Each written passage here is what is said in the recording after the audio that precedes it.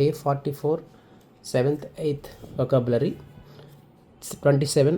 FSSAI, Food Safety and Standard Authority of India. ఇది ఒక abbreviation. 28. GREGORIAN, Gregorian, CALENDAR, calendar, Gregorian calendar. చాలా దేశాలు ఈ క్యాలెండర్ని అనుసరిస్తున్నాయి. జనవరి 1తో ప్రారంభమయ్యి డిసెంబర్ 31 ఎండ్ అవుతుంది. So most countries follows this calendar.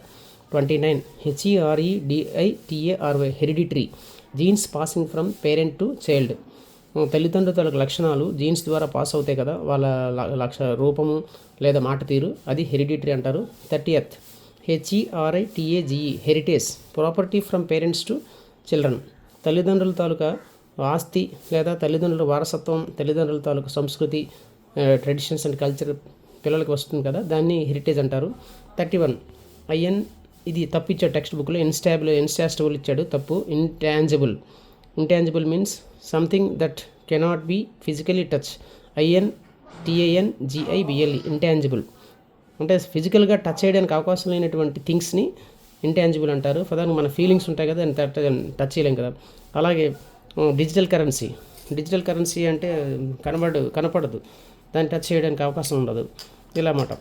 Next 32. Inscribe, INSCRIBE, inscribe, write or a carve on permanent records. ప్రభుత్వం government కొన్ని official రికార్డ్స్ని రాస్తుంది. క్యార్ అంటే చెక్కుటని కూడా వస్తుంది, చెక్కు, అదే అఫీషియల్ రికార్డ్స్ మీద రాసే విధానాన్ని ఇన్స్క్రైబ్ అంటారు. 33.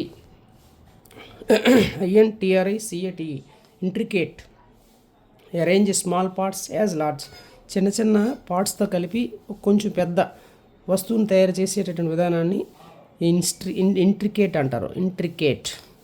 ఫర్ ఎగ్జాంపుల్ చూసా, వాచెస్లో ఇంచుమించు 300 పార్ట్స్ ఉంటాయి. చిన్న ఒక వాచ్లో సపరేట్ పార్ట్స్, చాలా టైనీ పార్టికల్స్ ఉంటాయి అందులో.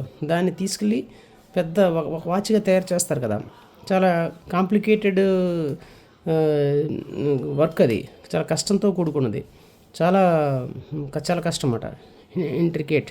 అలాగే చూడండి, కొంతమంది చేతి మీద వేస్తుంటారు కదా, గోరింటాకు ముగ్గులు పోస్తూ ఉంటారు కదా, కోన్స్ పట్టుకొని పక్కనే ఉంటుంది కానీ కలవకుండా వేస్తారు, చాలా టాలెంటెడ్గా, దాన్ని కూడా అంటారు ఇంట్రికేట్.